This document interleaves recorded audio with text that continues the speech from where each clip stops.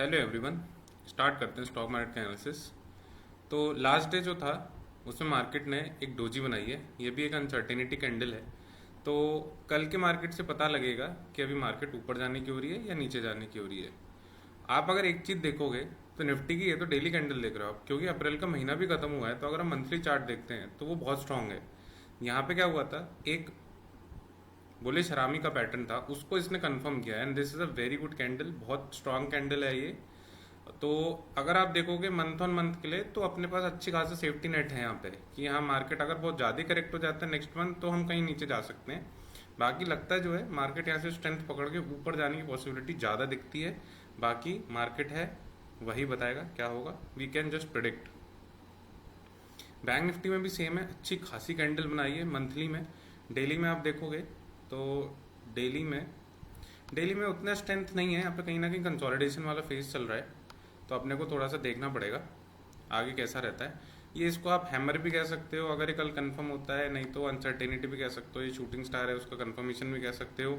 तो कल की जो कैंडल है वहाँ से पता लगेगा। अगर इसके नीचे कैंडल क्लोज होती है तो नीचे जाएगा, अगर ऊपर जाता है तो ऊपर जाएगा।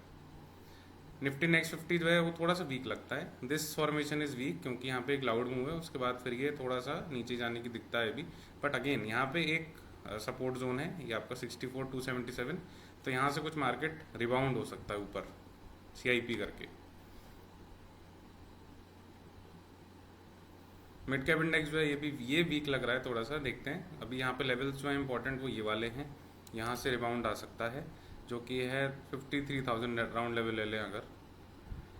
स्मॉल कैप में वीकनेस ही है, बट ये वाला जो इंडेक्स है यहाँ पे आप देखोगे तो यहाँ पे कहीं ना कहीं आप देखो 16,300 का जो लेवल है ये यहाँ से रिबाउंड आ सकता है, यहाँ पे टच कर सकता है और फिर यहाँ से ऊपर जा सकता है। FMCG sector okay okay, doji बनी हुई है, इसमें कंसोलिडेशन में है ये। पीएसयू बैंक्स में अच्छा खासा लाउड मूव आया है, ये नीचे गया है और देखो trend line, exact trend line से रिजेक्शन आया है। तो ये चीज़ हमने जो डिस्कस की थी as it is play out हो रही है। अभी 6,436 का एक लेवल है, यहाँ से रिबाउंड आ सकता है। इस ट्रेंड लाइन को जब तक ब्रेक नहीं करता है तब तक यहीं पे कंसोलिडेट करता रहेगा। आईटी सेक्टर ऊपर जा रहा है, कंसोलिडेट कर रहा है, बट ये वाला जो लेवल है पहले भी डिस्कस किया था 36,000 का जो लेवल है निफ्टी आईटी में, इसको निकालना जरूरी है। फिर अगला पड़ाव इसका यहाँ पे बैठता है 38,000 पे। फार्मा सेक्टर गजब ही हो रहा है, एक दिन लाल फिर हरा फिर लाल फिर हरी कैंडल। अभी ऊपर से रिजेक्शन आ रखा है इसमें, कल ही पता लगेगा कैसा प्ले आउट होता है ये। सेम हेल्थ केयर है, एज इट इज चार्ट है, बहुत ही सिमिलर चार्ट्स हैं इन दोनों के। उसके बाद कंजम्पशन इंडेक्स देखोगे तो उसमें डोजी बनी है, अनसर्टेनिटी है।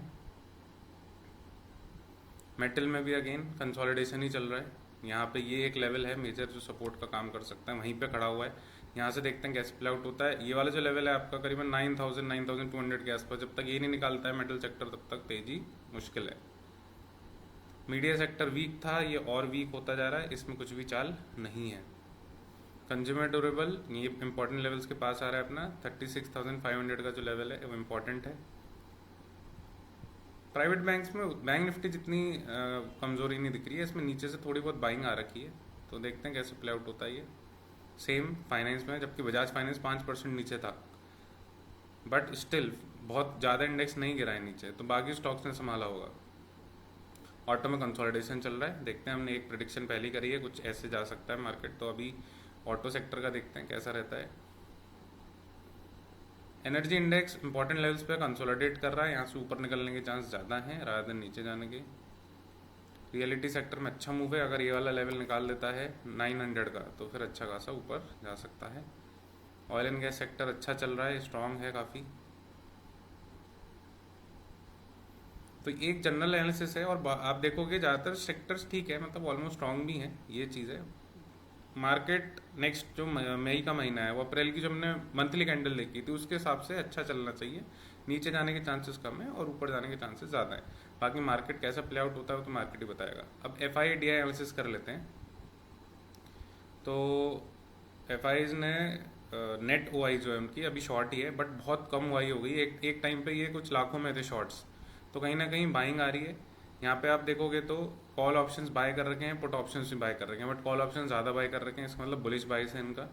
प्रो ने नेट अभी शॉर्ट्स कम किए हैं, कम ही है इनके, काफ़ी कम ही होते जा रहे हैं अब। और कॉल ऑप्शन लॉन्ग है, पुट ऑप्शन ये खरीद रखे हैं इन्होंने, कॉल ऑप्शन भी खरीद रखे हैं, बट कॉल ऑप्शन ज़्यादा खरीद रखे हैं, तो ये भी बुलिश बाइस पे ही है।